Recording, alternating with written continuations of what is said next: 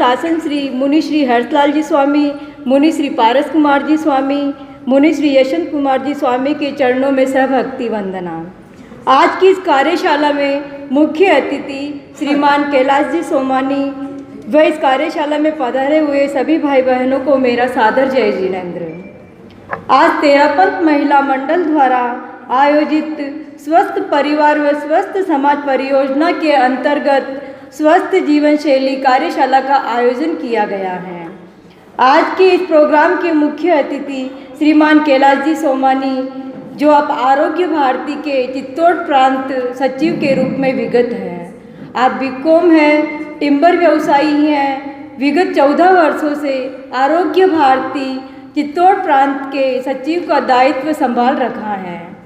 लोक मंगल सेवा समिति के कोषाध्यक्ष के रूप में 13 वर्षों से आप कार्यरत हैं। माहेश्वरी भवन शास्त्री नगर के सचिव का दायित्व और भी सेवा संगठनों में आप अपनी अमूल्य सेवाएं दे रहे हैं।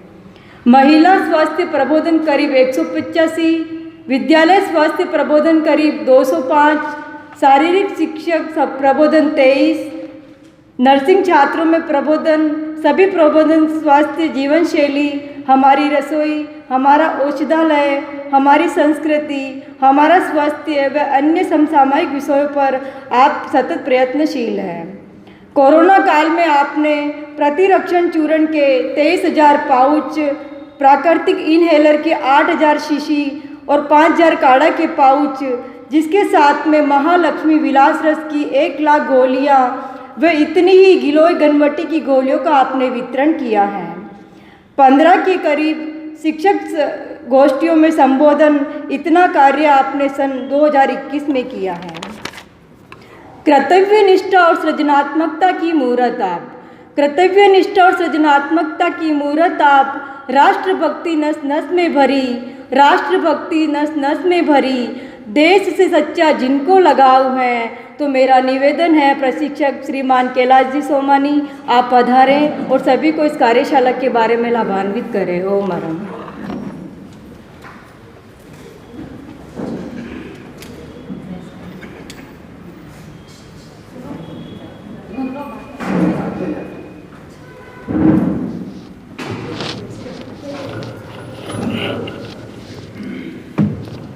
लगेगा क्या? ये लग सकता है क्या? हाँ, वो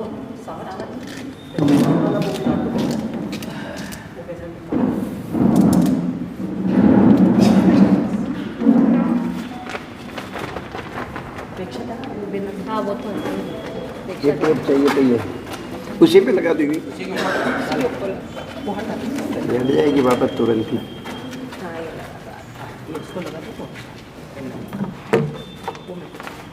इसके ऊपर लग जाएगा। हाँ उसके ऊपर ही लगा देंगे, वो लगा देंगे। ये प्लेट सुनो, मैं आता हूँ हाँ वो तो लगा। मुनिश्री के चरणों में लगा दो, तो तख्ते पे लगता तो नीचे। हाँ उसको हटा दो, एक बार हटा दो। बड़ा है बाद में।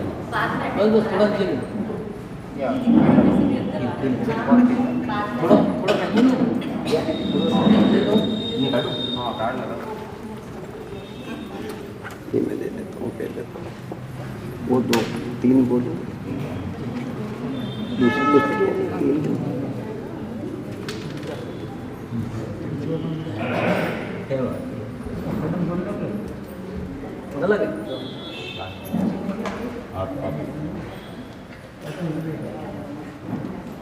मेरे को नहीं अभी वो बीच के निकालो।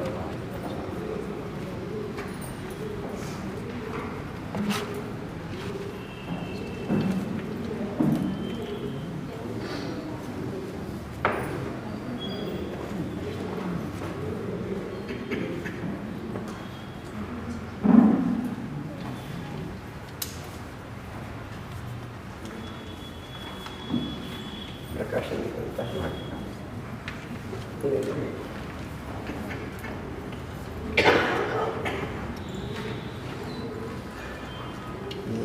स्थानीय पुस्तक पे।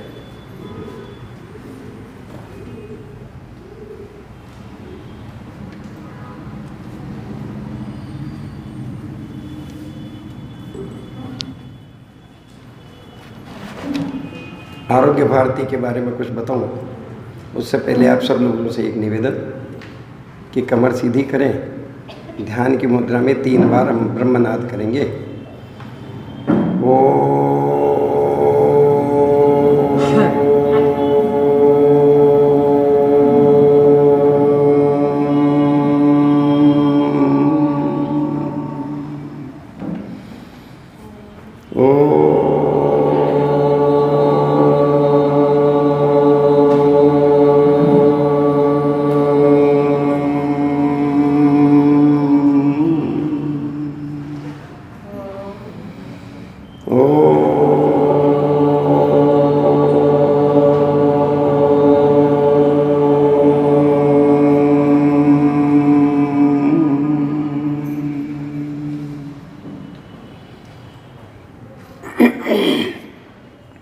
नमामि धन्वन्तरिमादिदेवं सुरासुरेरवन्दितपादपद्मं लोके जरारुग्भमृत्युनाशं दातारमीशं विविधौषधीनां।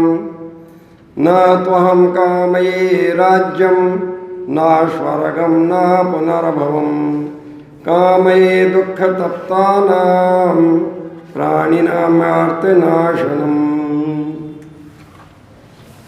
अर्चनीय, वंदनीय, प्रातस्मरणीय, अनुकरणीय मुनेत्रय को मेरा बारंबार नमन, कोटि कोटि प्रणाम। समुपस्थित मातृशक्ति, भ्रातृत्व भाव से पूरित भ्राता ज्येष्ठ बंधुओं,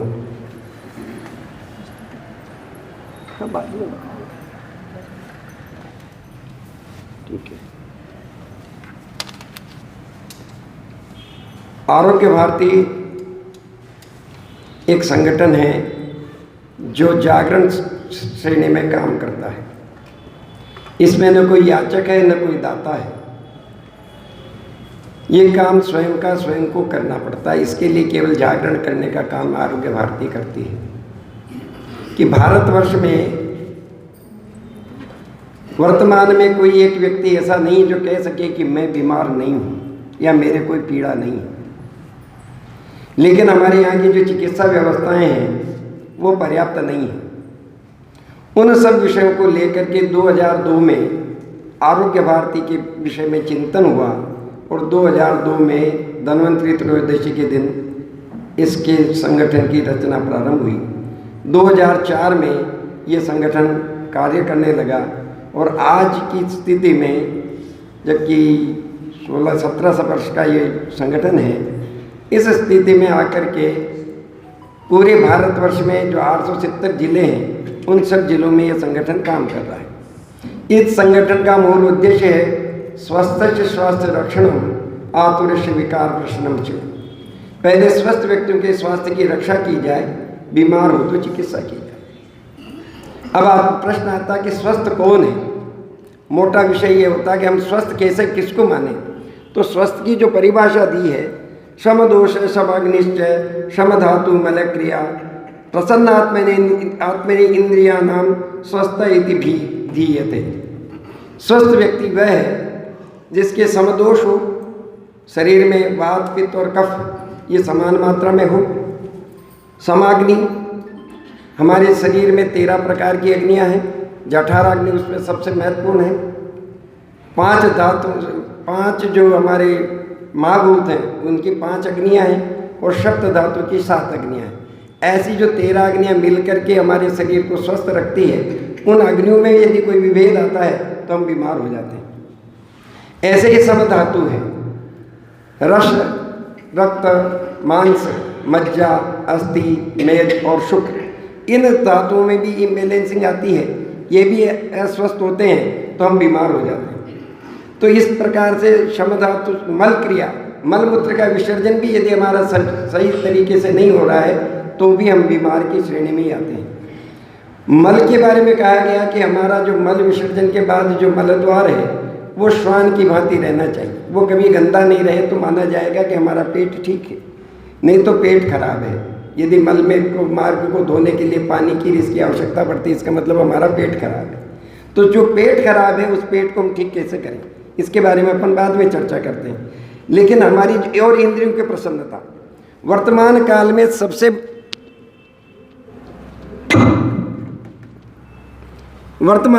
जो सबसे बड़ी समस्या है, हाथ में देते हैं, वर्तमान काल की जो सबसे बड़ी समस्या है वो समस्या है हमारी प्रसन्नता की। हम प्रसन्न नहीं हैं, कहीं न कहीं हमारे कुछ न कुछ विकार हमारे मन में भरे पड़े रहते हैं।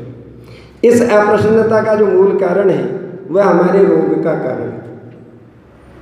हमारी जो अप्रसन्नता है, हमारी इंद्रियां क्या है, रूप, रस, गंध, शब्द और स्पर्श, ये 5 इंद्रियां हैं। आँख है, कान है, नाक है, जिह्वा है और हमारी त्वचा है। इन 5 तत्वों के जो दोष हैं, इन दोषों के माध्यम से हम रोगी बनते हैं। हम देख क्या रहे हैं, हम सुन क्या रहे हैं, हम बोल क्या रहे हैं, हम खा क्या रहे हैं और हम स्पर्श क्या कर रहे हैं और हमारी इसमें क्या भाव है, ये सब भाव मिलकर के हमें रोगी बनाते हैं। तो हमारे को स्वयं को समझना पड़ेगा कि वास्तव में हम किस स्थिति पर रहें, कि हम अपने कानों का उपयोग कैसे करते हैं, हम रचना का उपयोग कैसे करते हैं, हम आँखों का उपयोग कैसे करते हैं, मेरी देखने की दृष्टि क्या है। ये सब चीज़ें मिल करके हमें स्वस्थ और रोगी बनाती हैं। इसके आगे हमारा जो चिंतन है वो चिंतन हमें रोगी बनाता है। फिर प्रज्ञा अपराध, ये भी हमारे को रोगी बनाता है। प्रज्ञा अपराध क्या है कि जो हमारा दायित्व है उस दायित्व का हम निर्वहन नहीं करते, हमारे नियत जो कर्म है उन कर्मों का हम पालन नहीं करते तो हम बीमार पड़ेंगे। यह प्रज्ञा अपराध है। उस प्रज्ञा अपराध की सजा ऐसी गहन होती है कि हमें पता ही नहीं चलता कि यार मैंने कुछ किया ही नहीं, मेरा सब चीज़ें ठीक है फिर भी मैं बीमार क्यों हूँ। तो उसके पीछे मूल में कारण होता है प्रज्ञा अपराध। तीसरा कारण होता है काल, कि ये जो समय चल रहा है, जैसे अभी संधि काल चल रहा है, इस संधि काल में छोटा मोटा रोग हो जाता है। तो जब छोटा मोटा रोग होता है तो उसको हम छोटे मोटे रोग को छोटी मोटी क्रिया करके ठीक कर सकते हैं। अब इन सब चीज़ों का परिणाम क्या है, इनको हम कैसे ठीक करें। मूल विषय तो ये है कि हमारी जो है चिंतन भी हमारा जो है मन जैसा है वैसा है, इसको ठीक करने के लिए हमें क्या करना चाहिए। विषय ये है कि हम बिना चिकित्सक के, बिना किसी के पास गए क्या हम स्वस्थ हो सकते हैं, बिना औषधि के हम सब स्वस्थ हो सकते हैं। तो इसका उत्तर आएगा हाँ, हम स्वस्थ हो सकते हैं। थोड़ा सा परिवर्तन हमारे जीवन पद्धति में करना पड़ेगा। जैसा वर्तमान में हम जीवन जी रहे हैं, हो सकता है कि मैं जो बात कहने जाऊंगा उन सब बातों का ध्यान आप सबको है। मैं कोई नई बात कहूँगा नहीं, मेरे को केवल वक्ता रूप में कहा गया इसलिए मैं बोल रहा हूँ। बाकी मेरे पास कोई भी नई बात नहीं है कि आप उसको न जानते हो, लेकिन हम करते नहीं हैं। तो ज्ञान सबको है, मैं केवल भान कराने आया हूँ कि हम भान करेंगे, उसका जीवन में अपनाएंगे तो निश्चित रूप से हमें उसका लाभ मिलेगा। बस इतना निवेदन करने आया। बाकी ज्ञान सबके पास है, और नहीं तो व्हाट्सएप तो आजकल सबको ज्ञानवान बना ही रहा है। हम कर क्या रहे हैं ये हमारी अलग विषय हो गया। तो हमारा जो आज जो विषय है जीवन शैली, केवल हमारे बैठने की पद्धति से 63% रोग होते हैं, केवल बैठने से, कि हम बैठे कैसे हैं। अभी एक रिसर्च आया विश्व में कि लोग कुर्सी पर बैठते हैं तो टांग पर टांग रख के बैठते हैं। उसमें 62% लोग ऐसे होते हैं जो बाईं टांग पर दाईं टांग रख करके बैठते हैं, ये रिसर्च है। और 26% लोग विपरीत बैठते हैं। 12% लोग ऐसे हैं जो दोनों टांगें नीचे रख करके ढंग से बैठते हैं। टांग पर टांग रख करके बैठने का जो परिणाम है, उस परिणाम से हम अनभिज्ञ हैं। साइटिका, सर्वाइकल, कमर दर्द, हार्ट अटैक तक बैठने की पद्धति से हो जाता। अब अनजान है हम लोग, जानकारी है तो भी हम उसी तरीके से बैठते हैं कि यार क्या फर्क पड़ रहा है। ये जो हमारे जो कुर्सियाँ बनी हैं, इन कुर्सियों का जो स्वरूप है वो हमें बीमार करता है। हमें 90 डिग्री की स्थिति में बैठना और उठना चाहिए, 90 कहीं उसमें समझौता नहीं है। लेकिन हम उस स्थिति में न तो बैठते हैं न खड़े होते हैं। तो हमारा समय नहीं है हमारे पास, किसी के पास कि योग करें, ध्यान करें, प्राणायाम करें। तो करना क्या है, जो आप कर रहे हो उसको ढंग से करना है, इतना ही निवेदन। भाई नींद तो आप सब लोग लेते हो, लेकिन नींद लेने के लिए हमें क्या करना चाहिए, उतनी सी बात है। और महिला में जो बात कहने जा रहे हैं उसके पीछे मूल में कारण है कि महिला परिवार की धुरी है। वो धुरी ऐसी होती है कि वो चाहे तो पूरे परिवार को स्वस्थ कर सकती है। तो आरोग्य भारती ने महिलाओं को केंद्र बनाया। आरोग्य भारती ने केंद्र बनाया बच्चों को। छोटे बच्चे समझ जाएंगे तो मम्मी पापा को समझा देंगे, और मम्मी समझ गई तो पूरे परिवार को समझ में आ जाएगा। तो हमें सोना कैसे चाहिए इस विधि पर बात करूंगा, क्योंकि मेरे पास समय बहुत कम बताया है और 10 बजे मुझे पूर्ण करना है। 15 मिनट में मैं केवल सोने की विधि तक बता पाऊंगा कि हमें सोना कैसे चाहिए। तो सोने के लिए हमें सबसे पहले तय करना होता है कि हम किस समय सोएं, ये महत्वपूर्ण पक्ष होता है। उससे पहले हमारे को क्या तैयारी करनी होती है कि हम 1 घंटे पहले मोबाइल और टीवी से दूर हो सकते हैं क्या, पहला विषय, उसको दूर रख दिया। दूसरी बात समय तय करना। तो रात्रि के द्वितीय पहर में अगर हम सोते हैं तो रात्रि के अंतिम प्रहर में अपने आप नींद खुल जाती है, जिसको हम कहते हैं अमृत वेला, ब्रह्म वेला और देव वेला। उस समय अपने आप नींद खुल जाती है, किसी को अलार्म लगाने की आवश्यकता नहीं है। यदि हम 9, साढ़े 9, 10 बजे के बीच में सोते हैं तो किसी को कुछ भी करने की आवश्यकता नहीं। ये तो कर ही सकते हैं, लेकिन होता नहीं है। अनावश्यक रूप से 11, 12, 1 भी बजती है। और बच्चों की तो ये स्थिति कि जब पढ़ना चाहिए तब वो सोते हैं, जब सोना चाहिए तब वो पढ़ते हैं। हम भी कह रहे बच्चा तो रात भर तो जगता है, वो पढ़ाई कर रहा है, लेकिन वास्तव में पढ़ाई हो पा रही क्या? वो जितनी मेहनत कर रहा है उस मेहनत का परिणाम उसको 5%, 10% मिल रहा है। यदि वो ब्रह्म वेला में उठ करके उसी अध्ययन को करे तो उसको 100% परिणाम मिलने की संभावना बनती है। इतना बड़ा अंतर है समय का। तो हम उस समय पर जब हमारे को जगना चाहिए उस समय हम सोते हैं, और जब हमारे को सोना चाहिए तब हम जगते हैं। उसकी वजह से हमारा पाचन संस्थान भी बिगड़ता है और हमारी दैनिक दिनचर्या भी बिगड़ती है। तो सोने का समय तय कर लिया।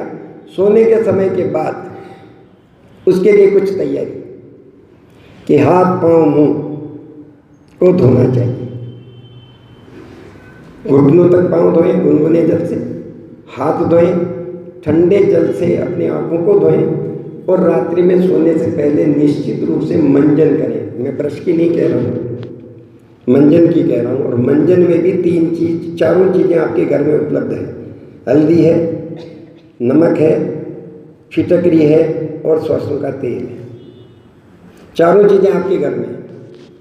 इन 4 चीज़ों का उपयोग करना कि 60% आपने ले ली हल्दी, 35% ले लिया आपने नमक, और 60% नमक, 35% हल्दी और फिटकरी, बाकी बची जो फिटकरी, इन सब का महीन पाउडर करके और कपड़े से छान करके रख लें। और जब मंजन करें तब सरसों का तेल मिला करके थोड़ा मंजन करके और गुनगुने जल से धोएं, कुल्ला कर लें, और उसके बाद आँखों को ठंडे जल से धोएं।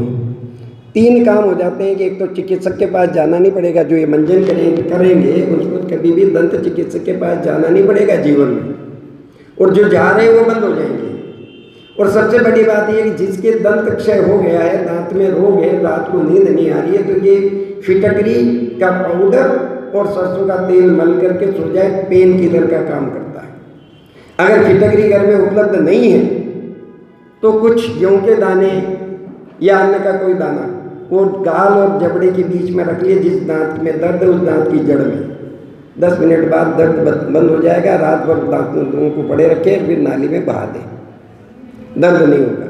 मतलब बहुत छोटी छोटी जानकारियाँ जिसके माध्यम से हम स्वस्थ रह सकते हैं या कोई रोग आ जाए तो हम उसको ठीक कर सकते हैं, ऐसी जानकारी देने का काम, दादी नानी के नुस्खों को जगाने का काम आरोग्य भारती करती है। बड़ी बात नहीं कह रहा, बस याद दिलाने की बात। तो सोने का जब समय तय कर लिया, उसके बाद हाथ पाँव भी धुल गए, मंजन भी हो गया, आंखें भी धुल गई, तो हाथ पाँव को पूछने के बाद पग तल में सरसों के तेल की मालिश करें। दिन भर की थकान उतरेगी, रात को नींद अच्छी आएगी और आँखों की जो ज्योति कमजोर हो रही है वो ज्योति भी ठीक हो जाएगी। इसमें कुछ लगा नहीं। फिर आप अपने बिस्तर पर जब बैठें तो बिस्तर पर बैठने के बाद आज दिन भर मैंने क्या किया उसका ब्यौरा लें। जो 5 इंद्रियां हैं, रूप, रस, गंध, शब्द और स्पर्श, इन 5 में से मेरे से क्या त्रुटि हुई, इसका निश्चित रूप से एनालाइज करें, निश्चित रूप से उसकी बैलेंस शीट बनाएं और परमात्मा का ध्यान करके ये कहें कि प्रभु मेरे से ये चीज़ें गलत हुई है, मैं कल से इन चीज़ों को गलत नहीं करूँगी, नहीं करूँगा। ऐसा संकल्प लेकर के यदि हम सोते हैं तो निश्चित रूप से हम दूसरे दिन उस संकल्प को फिर दोहराते हैं कि मैंने कल रात्रि को यदि संकल्प लिया था, तो ये हमारा जो मानसिक जो वेग है, मानसिक जो रोग है, वो धीरे धीरे धीरे धीरे हमसे दूर होता जाएगा। इसमें भी कुछ नहीं लगा। अब आप सो रहे हैं तो कोशिश करें कि दक्षिण दिशा में सिर करें, अगर संभव नहीं है तो पूर्व दिशा में सिर करें, पश्चिम में सिर करें, लेकिन उत्तर दिशा में सिर करके न सोएं। इसके अलग कारण थोड़ा आगे बात करेंगे। तो ये जो मूल विषय है कि आपने जब सोने का मन बना लिया, सो रहे हैं, तब कोशिश करें कि तकिया कभी भी गर्दन के नीचे न लगाएं, गर्दन से थोड़ा नीचे, कंधों के यहाँ तकिया लगाएं। गर्दन थोड़ी सीधी रहनी चाहिए, नहीं तो यूं जो गर्दन रहती है उसकी वजह से खर्राटे भी आते हैं, श्वास भी पूरी नहीं जाती है और हमारे सर्वाइकल पेन का भी भय रहता है। तो गर्दन को रखें सीधी। और सोने के लिए जो नियम है कि सीधा सोए योगी, उल्टा सोए भोगी, बाईं करवट निरोगी और दाईं करवट रोगी। अब आपको तय करना कैसे सोना चाहिए। तो कहा गया कि दाईं करवट सोई, बाईं करवट सोइए, जल बाएं स्वर पीव, दाएं स्वर भोजन करे, सुख पावत है जीव। फिर भी किसी को नींद की गोली लेनी पड़ती है, नींद आती नहीं है, शरीर में कुछ न कुछ दर्द रहता है, तो इसका बहुत छोटा सा उपाय, एक तो आत्म जागृति मुद्रा करें। मुनिश्रेय के उसमें पुस्तक में है, अपने तेरा पंथ के जो आचार्य हैं उन्होंने एक पुस्तक लिखी, उसमें उस मुद्रा का वर्णन है। और वैसे अगर आप लोगों को ध्यान नहीं हो तो मैं बता देता हूँ। ये हाथ किए, यूँ किया, ये 5 मिनट ऐसे रखना और 5 मिनट ऐसे रखना। और जिस भी इष्ट को आप मानते हो उस इष्ट का आपको ध्यान करना। 10 मिनट में नींद आ जाएगी, नींद की गोली लेना बंद हो जाएगा।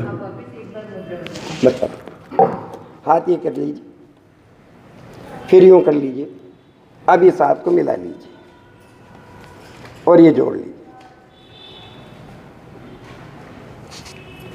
फिर 5 मिनट बाद इसको उल्टा कर लीजिए। आपके तेरा पंथ समाज की जो पहले वो रही हैं क्या दायित्ववान महिला विजया जी, आप है ना, हाँ, तो आपने इसका प्रयोग किया है। ये नींद की गोली लेते थे पहले भी, यहाँ मैं 2 बार आया हूँ वैसे तो वो इनकी नींद की गोली बंद हुई है, ये सामने है। और नहीं कभी दर्द है और नींद नहीं आ रही तो आप करवट बदल लीजिए, स्वर बदलते ही आपका दर्द खत्म हो जाएगा। जैसे बायां स्वर चल रहा है तो दायां स्वर चालू कर दीजिए, दायां स्वर चल रहा है तो बायां स्वर चल कर दीजिए, तो आपके तुरंत दर्द में कमी आने लगेगी। और मैं तो ये कहता हूँ, कभी किसी को हार्ट की प्रॉब्लम हो जाती है कि यार हो गया, इसको हार्ट अटैक हो गया, एक व्यक्ति को कोई जागरूक रह करके उसका केवल स्वर बदल दे, तुरंत उसको रिलीफ मिल जाएगी, आप आराम से चिकित्सा ले जा सकते हो। कोई भी प्रभाव दुष्प्रभाव उसको नहीं होगा। स्वर बदलना नाक का, जिस नाक से स्वर चल रहा हो श्वास का गति करें, जिस श्वास वो छूट रहे ना वेग से, उसको बंद करके दूसरी नाक से श्वास लेना चालू कर दें। केवल इतना भर करना है। जी जी, कौन सी नाड़ी चलानी है? ईड़ा पिंगला सुषुम्ना, सुषुम्ना तो चलती नहीं है। ईड़ा चल रही हो तो पिंगला चला लें, पिंगला चलती हो तो ईड़ा चला लें, अपोजिट करना। दोनों चलती नहीं साहब, वो सुषुप्ना होती है। मैं आपसे यही तो निवेदन करूँगा, आप जैसे मुनियों की दोनों चलती हैं, वो सुषुप्ना है। वो सुषुप्ना है तो सुषुप्ना में रोग आता नहीं है ना, हार्ट अटैक आएगा क्यों?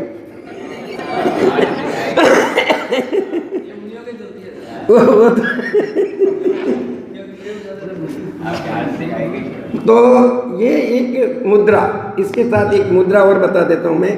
जिनको हार्ट प्रॉब्लम है उसको हृदय मुद्रा भी करना चाहिए। ये वायु मुद्रा बन गई। ये जो मध्यमा उंगली है अनामिका, उसको हथेली के बीच में लगा लिया, और ये छोटी उंगली जो इसको यहाँ लगाया और ये यहाँ, ये पूरा हार्ट का स्वरूप बन गया। ये मुद्रा 3 मिनट करनी है। हृदय रोग जिनको घर में है वो ये इस मुद्रा को कराएं, हृदय मुद्रा। दोनों हाथों से करनी है। फिर से देख लीजिए, 1, ये मध्य में आई 2, ये यहाँ गई 3, और इसको ये बीच में। ये हृदय की अपनी आकृति है। इस मुद्रा को यदि हम करेंगे तो निश्चित रूप से 3 मिनट केवल प्रतिदिन, जिनको हार्ट अटैक हो गया है वो भी स्वस्थ होगा, जिनको नहीं हुआ वो तो स्वस्थ रहेंगे ही। इतना सा काम करने मात्र से, चूंकि हमारे हाथों में बड़ी ताकत है। हाथों के लिए कहा गया कि अयम में अस्तो भगवान अयम, अयम में भगवतर है, अयम में विश्व विश्व शिवा विमर्शन है। मेरे हाथ में इतनी ताकत है कि मैं विश्व का कल्याण कर सकता हूँ। संपूर्ण विश्व की औषधियाँ मेरे हाथों में नियत है। हम आपकी ताकत ही नहीं जानते। ये हाथों के द्वारा 325 प्रकार की मुद्राएं बनती हैं। अनेक प्रकार के रोग इससे ठीक हो जाते हैं। ये पंचमहाभूत हैं, जल, पृथ्वी, आकाश, वायु और अग्नि। ये 5 महाभूतों की इम्बैलेंसिंग होती है तो हमारा शरीर रोग होता है, और जब इनको बैलेंस कर लेते हैं तो फिर रोग से मुक्त हो जाते हैं। तो थोड़ा विश्वास पूर्वक हम अपने आप पर विश्वास करें और उसके बाद जो है हम इसका प्रयोग करें तो निश्चित रूप से इसका लाभ मिलता है। किसी चिकित्सक के पास जाने की जरूरत होती नहीं। हर बीमारी का इलाज हम हाथ के द्वारा कर सकते हैं। हो गई तो, नहीं हुई तो। आपने देखा होगा कि नरेंद्र जी मोदी जब भी बैठते हैं तो इस प्रकार की मुद्रा बना के बैठते हैं, देखा? ये सममुद्रा है।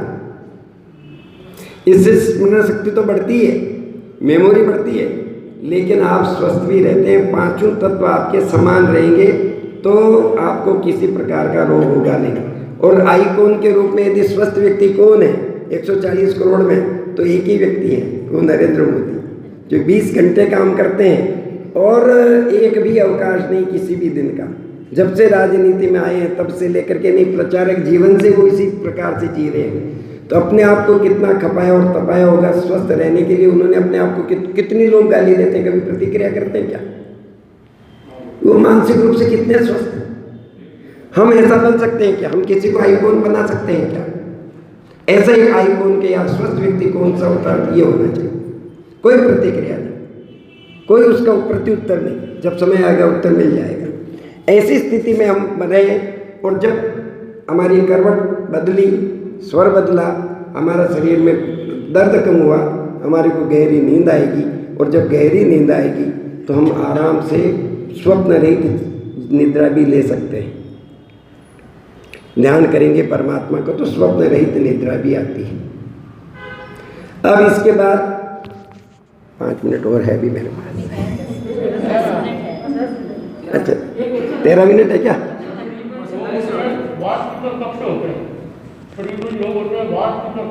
जी, वही बात बता रहा हूँ कि वात, पित्त और कफ जो इम्बैलेंस होता है उसकी वजह से रोग होता है। इन तीनों को ठीक करने के लिए जो बात है कि हमारे जैसे सोने का तरीका है, मैं उसी पे चर्चा कर रहा हूँ ना, कि सोने के तरीके पे अगर आप ध्यान करेंगे तो निश्चित रूप से जो मैंने बताया वो तरीके पे ध्यान करेंगे तो धीरे धीरे मूवमेंट आता है। ये जो इम्बैलेंस जो हुआ वो हमारी जीवन पद्धति से हुआ। वापस ठीक करना है तो हमारी जीवन पद्धति को ठीक करना पड़ेगा। औषधि से ठीक नहीं हो सकता, किसी तुरंत योग किया उससे ठीक नहीं होगा, जीवन पद्धति को ही ठीक करना पड़ेगा। धीरे धीरे बढ़ता है। अपने कहावत है ना कि हाथी बन के चढ़ गयो तो कीड़ी बन उतरी, लेकिन हाथी बन चढ़ियो कौन है? वो कीड़ी बने को हाथी हो गयो, और हाथी जो कीड़ी उतरे। तो अपने जीवन में जो अव्यवस्थाएं आई, उस अव्यवस्था का जो नुकसान है वो हमारे को भोगना पड़ रहा है, उसी को हमारे को ठीक करना है। यही आरोग्य भारती का मूल उद्देश्य है कि चिकित्सकों के पास भीड़ न जाए, छोटी छोटी बीमारियों के लिए हमारे को वहाँ जाना न पड़े। 90% बीमारियाँ ऐसी है जिसका हम घर में बैठ करके इलाज कर सकते हैं। कोई बहुत बड़ा विषय नहीं है, किसी के पास जाने की जरूरत नहीं, केवल पानी पीने का तरीका बदलना है, आपको 1000 प्रकार की बीमारियाँ ठीक हो जाएगी। मूल विषय केवल तरीके का है। तो थोड़ा सा आप इस पे वो वात पित्त कफ भी उसी पे आएंगे। अब जब आपको नींद पूरी हो गई, जब आप उठ गए, तो ब्रह्म वेला, अमृत वेला और देव वेला, 3 शब्द काम में लेते हैं। तीनों का अलग अलग समय में अलग अलग महत्व है। 4 बजे से 5 बजे का बीच का जो समय होता है उसको अमृत वेला क्यों कहा है? कि हमारी पिट्यूटरी और पीनियल ग्रंथियाँ हैं, वो ग्रंथियाँ विशेष रूप से एक स्राव छोड़ती हैं जो हमारी आत्मशक्ति को और प्राण शक्ति को बढ़ाती है। आत्मशक्ति और प्राण शक्ति जब बढ़ती है तो हो गया ना अमृत, इसलिए उसको अमृत वेला कहते हैं। लेकिन जो जगता है उसको मिलता है, जो जागत है सो पावत है, जो सोवत है सो खोवत है। ले भोर भई जाग मुसाफिर, अब रेन कहाँ जो तू सोवत है, ऐसा कहा है। तो ये जो बात है मूल में, उस समय हमारे को जागृत होना चाहिए। अब ब्रह्म वेला इसको इसलिए कहा, जैसा मैंने पहले निवेदन किया कि ये वेला समय जो है अविद्याध्ययन के लिए सबसे उत्तम समय है। तो ब्रह्म का दूसरा अर्थ जो होता है वो विद्या ही है। उस विद्या को यदि हम उस समय पे ग्रहण करें तो उस समय विद्या के लिए होता है। देव वेला इसलिए कहते हैं कि उस समय जितनी भी पेशाचिक शक्तियाँ हैं सब उपद्रव करके सो के पड़ी रहती हैं। उस समय कोई नहीं जगता, न दारू पीने वाला, न जुआरी, न सटोरिया, कोई नहीं जगता। उस समय केवल और केवल देव शक्तियाँ जगती हैं। और जब देव शक्तियाँ जगती हैं तो उन देव शक्तियों के साथ यदि हम आत्मसात होते हैं तो निश्चित रूप से हमारी ओजस्विता, हमारी तेजस्विता, हमारा जो ओज है वो सब उसमें बढ़ता है। तो बिना किसी प्रकार की 100 दवा और 1 हवा, ऐसा कहा है। तो प्रातःकालीन हवा जो है उसमें ऑक्सीजन की मात्रा 42% और 52% नाइट्रोजन की मात्रा होती है। सर्वाधिक समय वो होता है जिस समय ऑक्सीजन सर्वाधिक मिलती है हमारे को। तो उस समय हम सोए रहते हैं, कमरे में बंद रहते हैं, तो हमारे क्या लाभ होने वाला? तो जिस समय बच्चों को सोना चाहिए उस समय बच्चों को सुलाइए, जिस समय बच्चों को जगाना चाहिए उस समय बच्चों को जगाइए। जब उस समय आप जग जाते हैं तो जगने के बाद बिस्तर नहीं छोड़ना सीधा। किसी को भी, आप सब लोग ध्यान करें कि कभी भी सीधा बिस्तर नहीं छोड़ना। पहले अपने रक्त संचार को बढ़ाने के लिए शुद्ध ताड़ासन करें। नीचे के हिस्से को नीचे की तरफ खींचे, ऊपर के हिस्से को ऊपर की तरफ खींचे, और कम से कम 3 बार शुद्ध ताड़ासन करें, न्यूनतम है। उससे आपके शरीर का रक्त संचार बढ़ जाएगा। 2-3 मिनट का समय लगेगा, 2 मिनट मुश्किल से लगते हैं। लेकिन आपने देखा होगा सुबह सुबह हार्ट अटैक की घटनाएं सर्वाधिक होती ना। सुनने में आता है बाथरूम में गए वहीं रह गए, शौचालय गए वहीं रह गए, क्या हुआ भाई?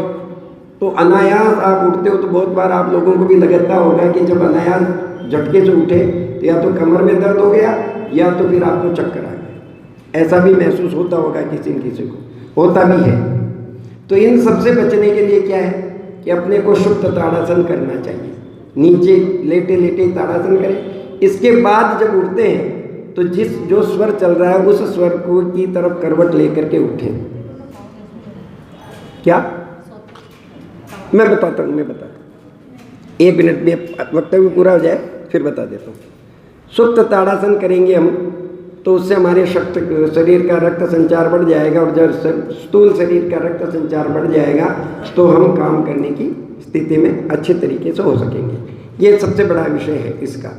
इसके बाद जो स्वर चल रहा है वो स्वर की करवट लेकर के उठने से हमारे शरीर का बैलेंस ठीक रहता है। ठीक है, फिर बिस्तर पर बैठने के बाद कर दर्शन करें। आप लोग करते हैं क्या? नहीं करते तो मेरा आग्रह है कि करना चाहिए कर दर्शन। इसके लिए कहा गया है 3 बार कर दर्शन करना चाहिए। कराग्रे वस्ते लक्ष्मी, कर मध्य सरस्वती, कर मूले तू गोविंद, प्रभाते कर दर्शन। कि अग्रभाग में लक्ष्मी का निवास है, मध्य भाग में सरस्वती का निवास है और मूल में गोविंद का निवास है।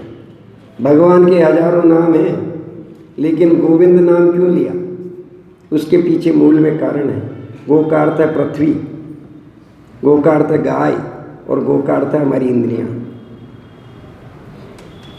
गाय, पृथ्वी और हमारी इंद्रियां, ये तीनों ही अलग अलग नहीं है।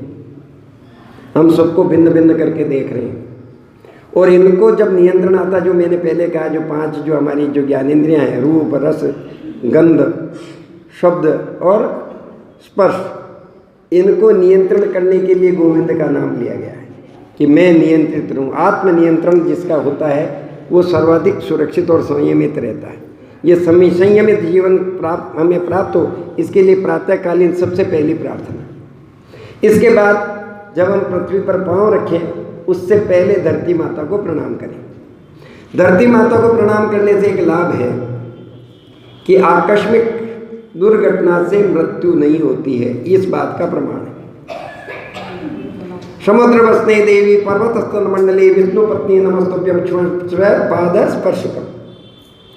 मैं पाद स्पर्श करने से पहले धरती माँ को प्रणाम करता हूँ, ये विष्णु प्रिया है। जब माँ और बेटे का संबंध बन जाता है तो क्या माँ को हम गंदी करेंगे? माँ को अस्वच्छ और अस्वस्थ रखेंगे? लेकिन वर्तमान दौर में क्या हो रहा है कि हमारी क्या स्थिति है, यह आत्मावलोकन का विषय होना चाहिए। मेरा एक निवेदन है आप सब लोगों से कि वास्तव में आप धरती को स्वच्छ और स्वस्थ देखना चाहते हैं तो बाकी काम करें या ना करें, लेकिन अपने घर में जो पॉलीथीन आती ना, सिंगल यूज, उस पॉलीथीन को सड़क पे न फेंकें, उसको एक बोतल में पैक करते जाएं। 1 लीटर की जो प्लास्टिक की बोतल है उसमें 300 ग्राम करीब पॉलीथीन पैक हो जाती है, 300-350 ग्राम।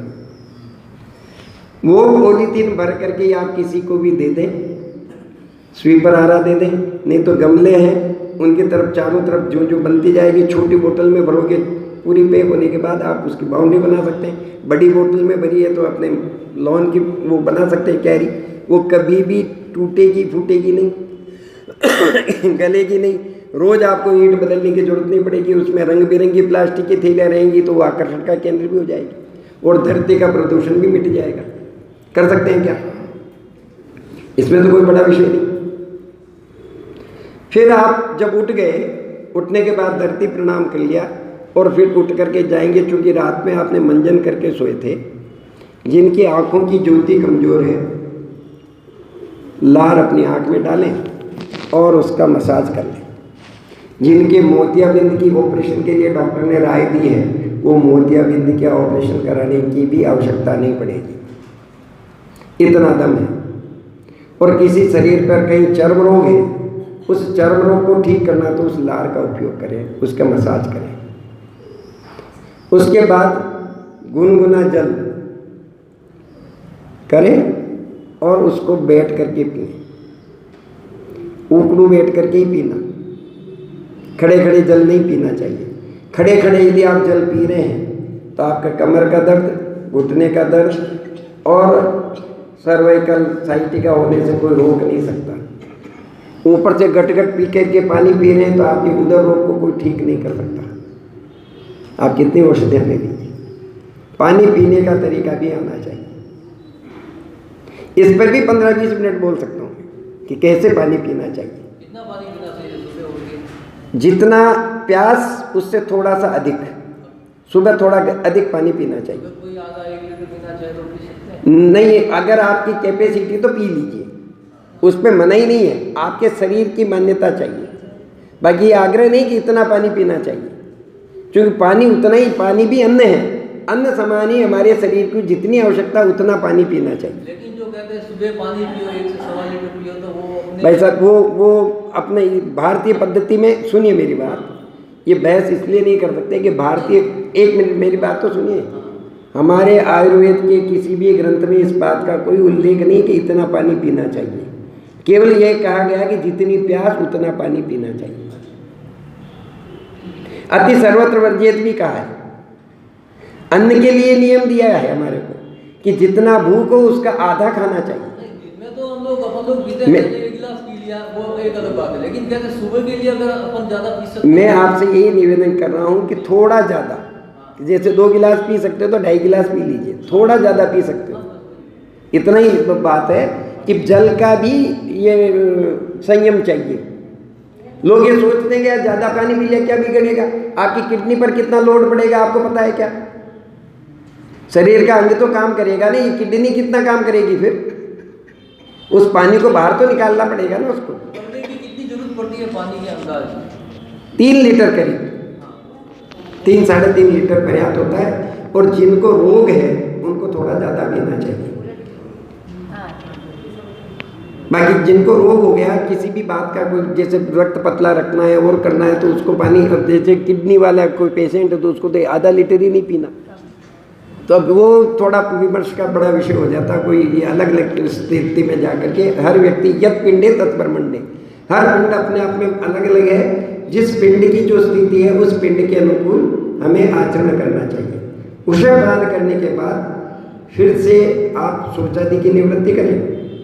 सोच के लिए भी एक नियम बनाएं कि आप कमोड का उपयोग करते हो और जिनके घुटने ठीक हो तो उनको कमोड का उपयोग नहीं करना चाहिए, ऊपर बैठ करके ही मल विसर्जन करना चाहिए।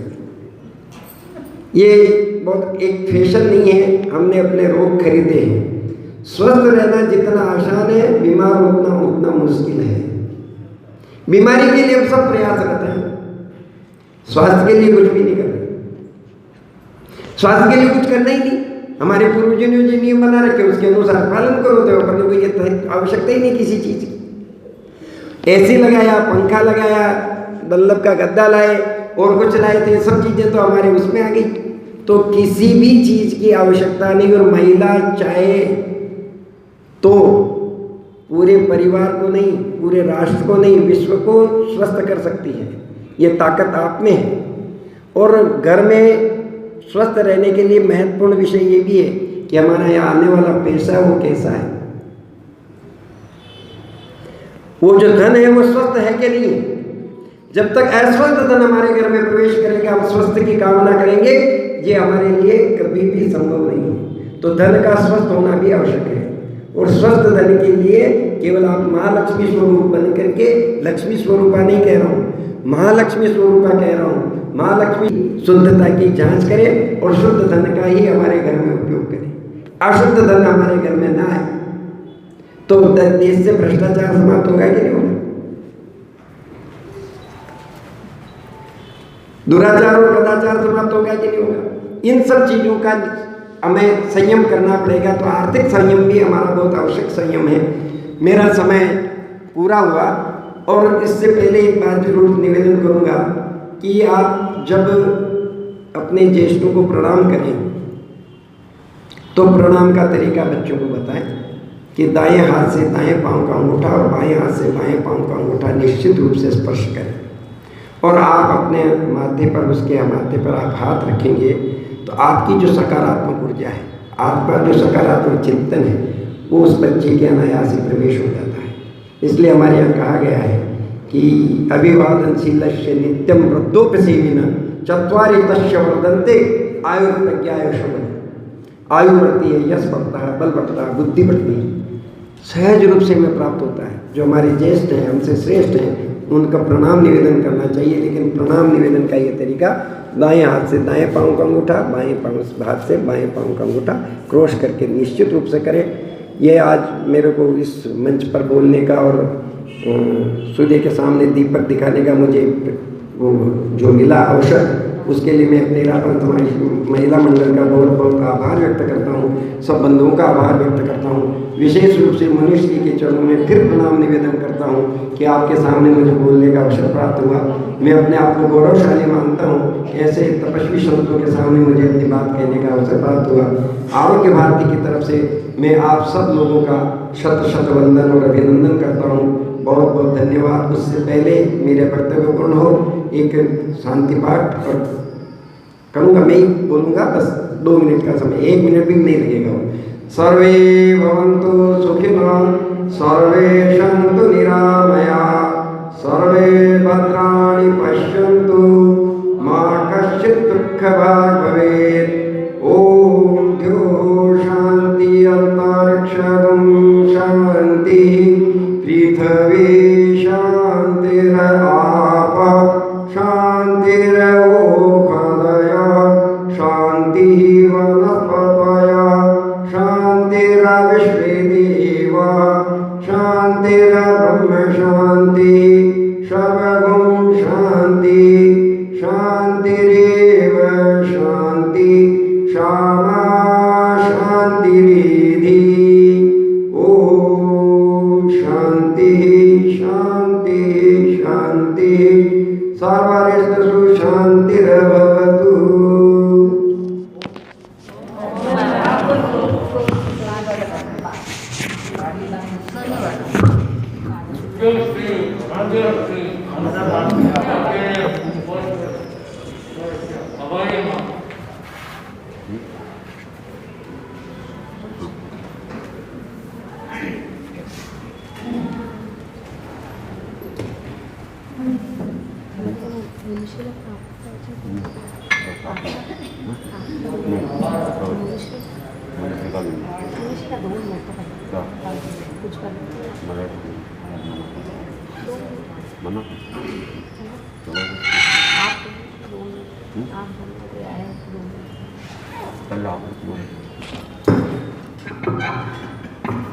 मुनिश्री से मेरा करवत निवेदन,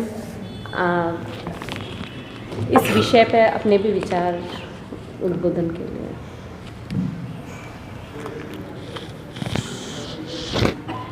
अन्नगे च सुरेन्द्रे च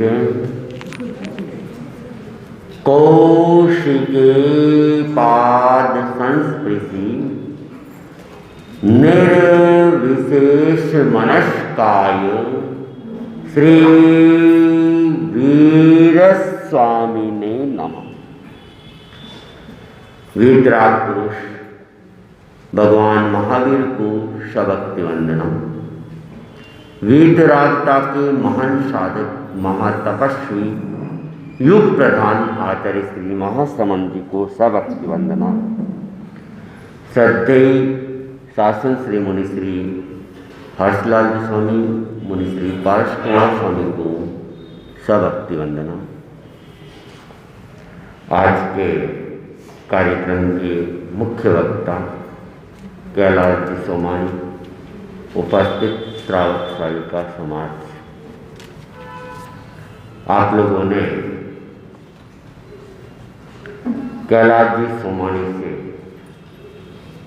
अनेक तरह की बातें सुनी, स्वास्थ्य संबंधी बातें भी और भारतीय संस्कृति और सभ्यता से जुड़ी हुई कि हमारी जीवनचर्या कैसी होनी चाहिए, जीवन व्यवहार कैसा होना चाहिए, जीवन व्यवहार का, जीवन के आचरण का, और हमारे द्वारा जो कुछ भी अपने शरीर के लिए की गई क्रिया है, उन सबका प्रभाव स्वयं पर भी और दूसरों पर भी पड़ता है। हम कैसे उड़ते हैं, कैसे बैठते हैं, भगवान महावीर ने जैनागम 10वें कार्यक्षेत्र के अंदर साधु के लिए एक चर्या दी और बताया गया जयम चरे कि कैसे चले, केवल कैसे चले ही नहीं, कैसे बैठे, कैसे सोए, कैसे खाए, इन सब का एक निर्देश भगवान महावीर ने दशकालिक सूत्र के अंदर दिया है। यही बात भारतीय साहित्य के अंदर अनेक जगह उपलब्ध भी होती है। आवश्यकता है कि हम उसे समझने का प्रयास करें और उसे जीने का प्रयास करें, क्योंकि आयुर्वेद कहता है कि बीमारी का इलाज बाहर से ज्यादा हमारे भीतर है। बाहर तो तब पड़ती है जब हम भीतर के इलाज को स्वीकार नहीं करते हैं या करना नहीं चाहते हैं, तो फिर बाहर के इलाज की अपेक्षा रहती है। और व्यक्ति अगर अपने जीवनचर्या के ढंग को बदल दे तो औषधियों की जरूरत नहीं पड़ती। और मैं मानता हूं कि औषधि का प्रयोग जहां तक हो करना नहीं चाहिए। ये लास्ट स्टेज होती है कि जब हम सहन नहीं कर पाते हैं तो औषधि शरणं गच्छामि की ओर हम बढ़े। जहां तक हो हम इलाज अपने भीतर से ही कैसे कर सकते हैं। और ये भी निश्चित है कि बहुत सारी बीमारियां हैं, एक समय के लिए आती है और खुद ही चली जाती है, लेकिन धैर्य रखना पड़ता है। आदमी जब धैर्य नहीं रखता है तो क्या करता है, थोड़ी से कुछ हुई और दवाई की शरण ले। और कुछ शारीरिक प्रकृतियां भी होती है कि उसमें सहज बीमारी थोड़ी बहुत रहती भी, किसी के सर्दी की रहती है, किसी के जुकाम की रहती है। तो ये शरीर की प्रकृति है और उसके लिए जरूरी नहीं होता है कि बार बार हम दवाई को लेते जाएं। दवाई को लेने का मतलब है आप अपने रोग प्रतिरोधात्मक क्षमता को कम करते जा रहे हैं। अगर आप दवाई नहीं लोगे तो रोग प्रतिरोधात्मक शक्ति अपना काम करेगी और दवाई ली तो उस क्षमता को रुकना पड़ेगा और धीरे धीरे हमारी आदत बन जाएगी।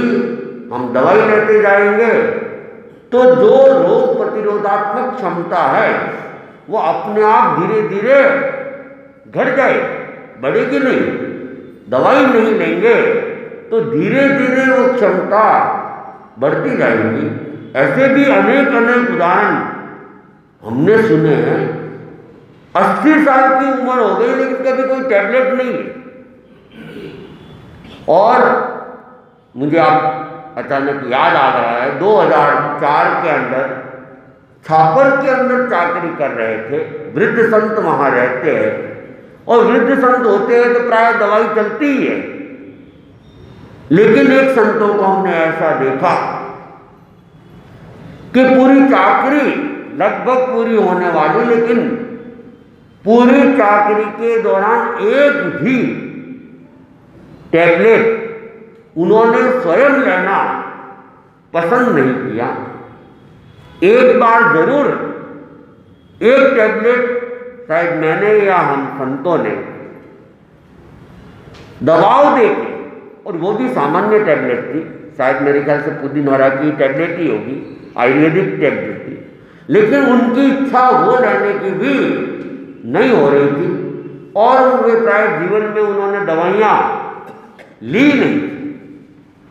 2005 में लाडनी चाकरी कर रहा था, वहाँ हंसराज जी स्वामी विराज सेवा में ही थे। उनके भी पेट की गड़बड़ थी, कहते दवाई ले लो, वो कर लो, ऐसा कर लो, नहीं, कुछ नहीं थी। अब पेट गड़बड़ था और दवाई भी नहीं ले रहे थे और भी नहीं थे, तो हम लोगों ने फिर क्या है, कुछ च्यवनप्राश, ब्रह्म रसायन, ऐसी चीजें मक्खन वगैरह के अंदर मिला मिला के इसबगुल भी थोड़ा सा मिला दिया और उनको खिला दिया ताकि कुछ ठीक हो जाए। तो ऐसे भी अनेक साधक होते हैं कि दवाई लेना पसंद भी नहीं करते और उनका काम अच्छे से चलता है। मेरे भी थोड़ा थोड़ा जुकाम मौसम के कारण से होता रहता है। पारस कुमार स्वामी बार बार ठीक कर लो, इलाज कर लो। मैंने कहा कुछ करने की जरूरत नहीं है, अपने आप ये ठीक हो जाएगा। और मैं महसूस भी करता हूँ एक दिन के एक टाइम पीरियड में उसका प्रभाव रहता है और बाकी के टाइम पीरियड में उसका कोई प्रभाव नहीं रहता है। तो हमें ये ध्यान रखना चाहिए कि हमारा शरीर, उसमें एक पूरा औषधालय भी है, रोग प्रतिरोधात्मक क्षमता भी है और हम अपने जीवनचर्या को परिवर्तित करके हम स्वस्थ भी रह सकते हैं और दूसरों के लिए भी प्रेरणा हम बन सकते हैं। इन भावों के साथ ओम आदि।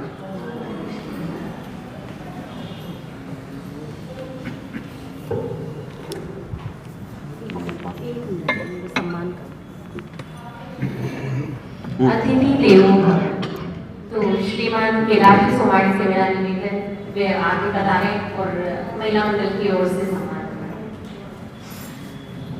मेरा निवेदन श्रीमान नवरत्न जी साहब चापक वह भी आगे बता रहे हैं। महिला मंडल अध्यक्षा का हमारे अखिल भारतीय कार्य समिति सदस्य मनाली जी चोड़िया, उषा जी सिसोदिया वह आगे बता रहे और सम्मान के क्रम से जुड़े। और जिसके भी सामयिक विजया जी सुरा आगे आए और जिस बहनों के भी सामयिक आ गई है तो वो आगे सम्मान के क्रम से जुड़े।